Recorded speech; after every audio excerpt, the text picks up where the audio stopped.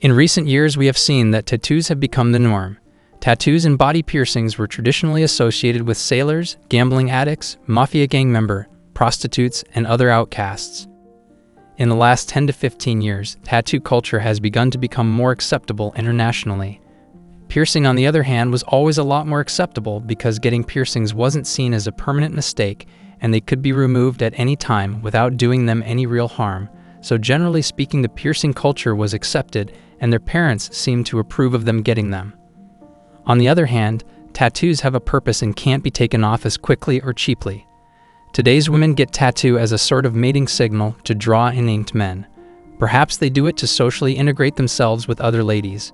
Several of the restaurants and taverns frequently have women with tattoos.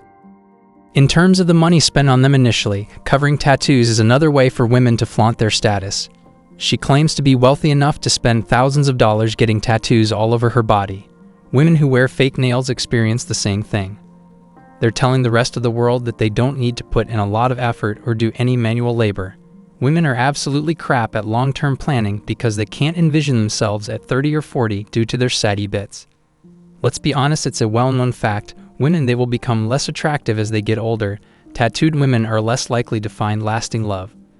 Additionally, they are less emotionally stable than non-tattooed women. The science is clear. Women with tattoos are damaged. Women with tattoos are more sexually active and forceful. Isn't it obvious that if you're a lady with tattoos all over your body, the only way to bring attention to them is to take off your clothes? According to Haywood of the National Institute of Health, teenage girls who have tattoos engage in more unprotected sex, initiate sex earlier, and engage in more sexual activity overall. Women with tattoos lack planning because they act more impulsively and take greater risks. They clearly don't care about any repercussion and don't really care that what they're doing to their body can't be reversed.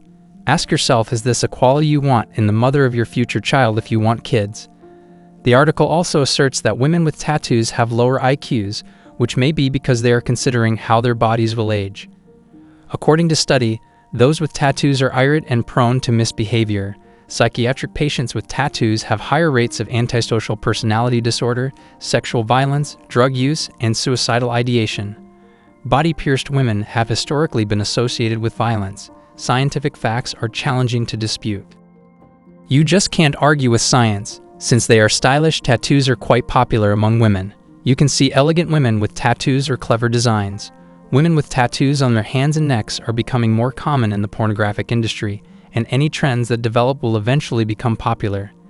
The issue is that a lot of employers won't hire people with obvious tattoos. For centuries, caviar women have emphasized their freshness and sensuality with their attire, accessories, and makeup. They are currently getting inked. Women are completely incompetent because they are unaware that adding more color to their tattoos will cause them more problems down the road. They don't seem to understand that the outline is irreversible, that no matter how much money they spend on pricey lasers, they will never be able to completely remove it. It will be like making love to a discolored billboard that smells like cheese and whiskers. Women used to be able to strategically place their tattoos somewhere that was shaded from the sun, like their ankles or lower backs. Now you see a lot more women getting face tats or in more obvious positions. It's yet another tactic they use to get attention. Getting tattoos has health repercussions, including a higher risk of cancer and unfavorable skin reactions. The study found that red ink is the most damaging. In the US, the Food and Drug Administration regulates vitamins and supplements. However, it does not control tattoo ink.